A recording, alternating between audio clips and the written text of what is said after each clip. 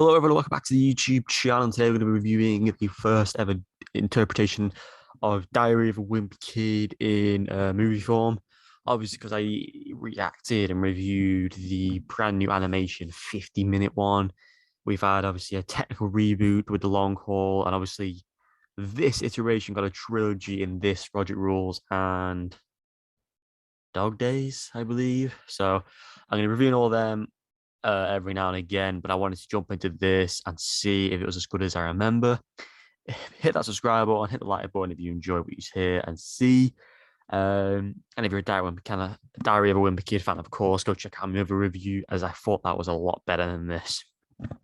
And spoilers ahead, of course, if you have never read the books, watch the animation one or watch this for that matter. Enjoy. So, I used to remember this film to be actually pretty good, actually really good watch. I watched it this time and I thought it was the cringiest, poorest, put together thing I'd ever seen. I can't remember who plays Greg, but I just thought he was atrocious as Greg. Um, it wasn't just how the character was, the acting wasn't good. It was very blah. There were so many scenes where you just think Greg is a dickhead. He's a dick to his parents, to Roderick, to Manny, um, to Rowley, to Fregley, to Chirag, to the girl who's under the stairs, played by Chloe Grace Moretz. He thinks he's going to be good at wrestling. He fails. He goes for the comic book. He fails. He fails at everything he goes for. He even fails at musical. Technically, he's a good singer, but he gets put as the tree, and it was just so hard to watch. The further he went into this film, he put kids into a hole and made them believe it was Rowley.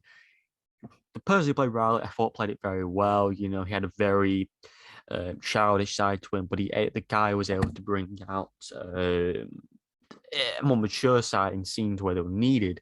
He had a good balance. He had a good relationship with his mom, and he became the successful one in the school. His relationship was good with everyone when he broke his arm. When he became the comic artist, when he became the security head of security or police department, whatever you want to call it, that they call it in the school, he was very good. But this film is shit. It is so bad.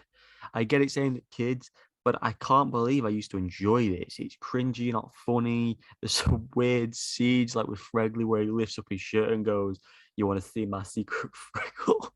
And he does a close up of it. It's like, why? Um,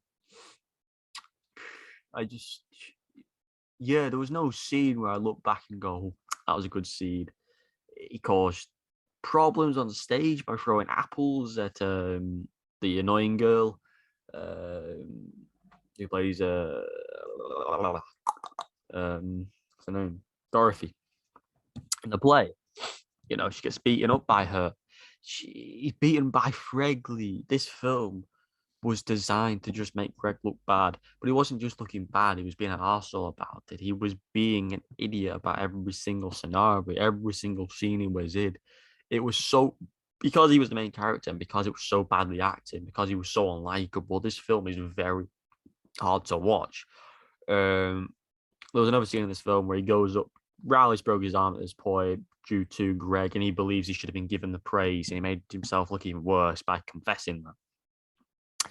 He goes up to these two girls, I think two of the girls who went up to Riley originally to get this cast signed, and he goes, "I've got an infection. Do you want to sign this sheet?" Expecting him to turn around and go, "Yeah." He didn't understand, although when you watch this film, the reason why Riley, when he got a broken arm, and the reason why he was accepted into this group and he got new friends, is because Riley was a nice person in general. People wanted him around. Greg thought because of the broken arm, that's why people wanted him around. It was simply because no one likes Greg. Greg is a horrible person.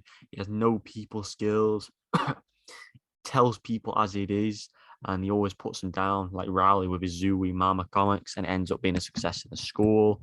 And yeah, Riley does have childish things like his clothing and how he says, "Oh, yeah, you want to come over and play," and this and the other.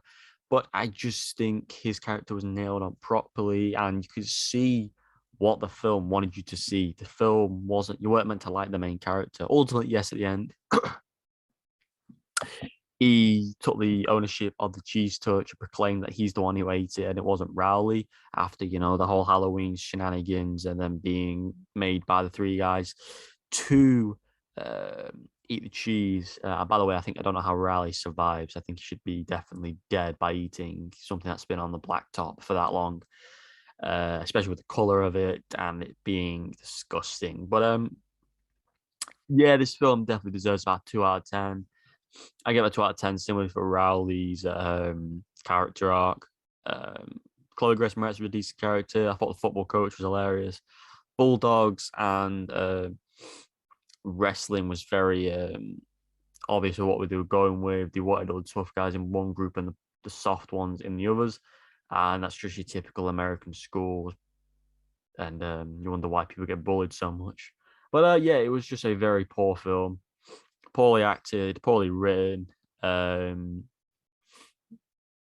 obviously does deviate a lot from the book. That's why the animation one I think is a lot better. It's shorter, but it gets the points done. The whole Wizard of Oz thing is cut from the animation one because it wasn't even necessary. Because in this one, basically, it goes in for it. He becomes a tree, and then it just throws apples. So it wasn't even needed, But yeah, I think Roger Rules is a lot better, but I don't even recommend that I watch this. It just isn't a good film.